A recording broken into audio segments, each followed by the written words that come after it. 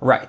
So, in the last video, I started making a roguelike. It had procedurally generated maps, enemies, like different layouts, combat. But there were a few issues. Like, mainly... It was boring. So I fixed that. Kind of. However, before I did anything, I had to fix a major bug. Actually, I did a lot before fixing that bug. But I'm telling the story, so you don't need to know that. Essentially, the tomato bullets were coded to destroy themselves when hitting a wall, so they wouldn't go weirdly out of bounds. However, due to the way I made collision boxes, the player can slightly overlap the top wall, including the point where bullets are spawned, meaning if you stood at the top of the room, your bullets would die the instant they respawned, which led to many painful deaths. I didn't actually ever die to this bug since the game's kind of like really easy still, but the bug needed fixed. I basically made new special like collision boxes that were specific to bullets and would detect when like a bullet would go out of bounds and kill it right before it went out of bounds to make it look a little better. This totally won't cause issues later down the line. Fingers crossed. Anyway, time to actually make some new fun content. I adjusted the enemy spawn code to give more random spawn options, including enemy count randomness. I then turned to our beautiful chip bag, which moved around the map so gracefully. Yeah, I decided this game needed animations, as that was obviously the most important feature. I make great life choices. As I started this, I also updated the enemy code to better handle different enemies, saving me a ton of work later on. The chips now have shadows and are animated.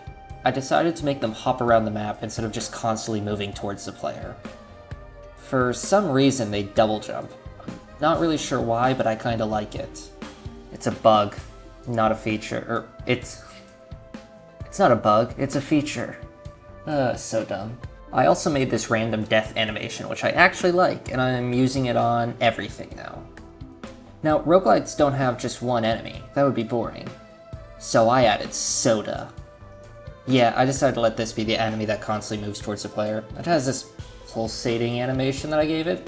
Not sure why this is what I settled on, but hey, it worked. I also added a red variant of the chips that jumps differently and has more health. These chips are totally generic and not at all based on any real-world chips that I know of. Ignore those.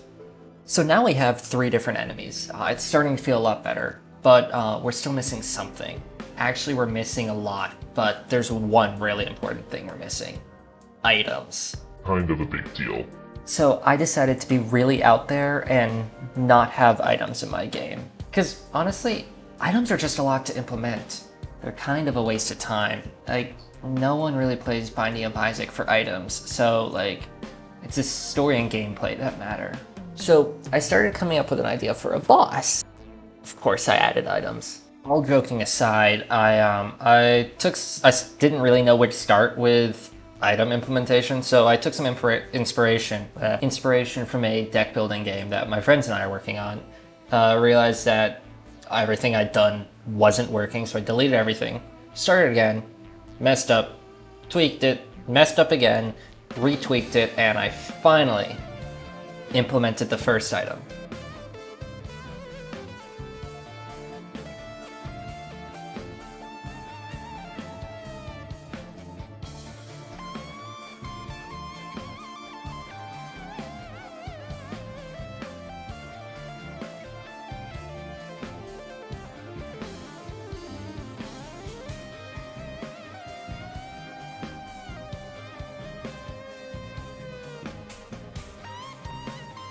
Okay, you get the idea. I'm just gonna cut that off there. It infinitely loops. There are obviously a few issues.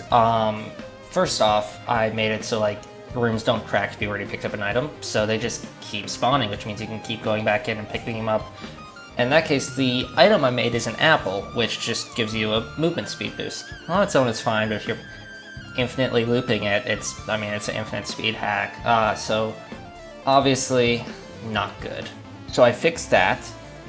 And then I added 5 more items. There's the broccoli, which boosts damage, habanero boosts shooting speed, clover, which boosts luck, I'll come back to that, the fertilizer, which boosts projectile speed, and good soil, which boosts health.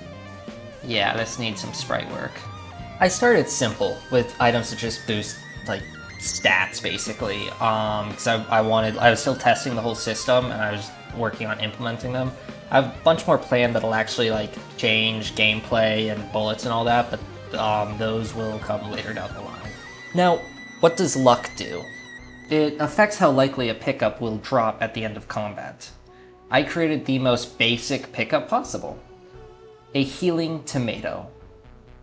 Tomatoes are healthy, kids. So, we have procedural generation, various enemies, items, pickups. We have an almost fully functional game on our hand. I figured there's just one more thing we needed to add for this to really be complete. A boss. So, I made this totally uninspired energy drink sprite, and I made it spawn in the boss room. I wanted it to have an energetic moveset, but I'm also not very good at this, so here's what I settled on. The boss will move in a random direction for about a second, and do this 3 times. It will then charge up and rush fast towards where the player is currently standing. It then pauses, and then repeats. It's not great, but I mean it works, I'm happy with it. I now have a decent system for adding new enemies and items. My next tasks are probably going to be like a health bar for the boss, more items, more enemies, a way to progress to the next floor. I want to adjust door spawns a little. Currently, if 2 rooms are next to each other, a door spawns, which can be a little weird. I'm not sure on that one though. Actually, here's my most immediate goal. The farmer sprite. It looks awful. I'll probably just redesign and animate the whole thing next. But yeah, this game is actually like really coming together. It's like great to see. Thank you guys so much for showing interest. It really helps motivate me. Like I can't wait to see where this goes. All right, I will see you all in the next video.